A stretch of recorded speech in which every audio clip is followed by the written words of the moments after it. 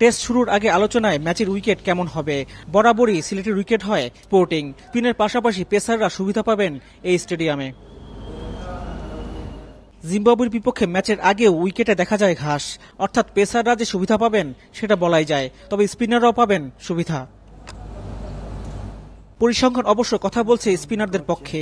3 টেস্টে স্পিনাররা নিয়েছেন 61 উইকেট, এর মধ্যে তাইজুল একাই নিয়েছেন 24 উইকেট।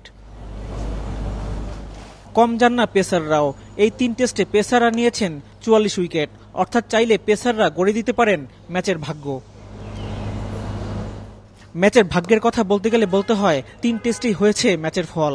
বাংলাদেশ 3 টেস্ট খেলে হেরেছে 2 ম্যাচই। এই 2 হারের অবশ্য একটি এই জিম্বাবুয়ের বিপক্ষে, আর জয় পেয়েছে নিউজিল্যান্ডের বিপক্ষে।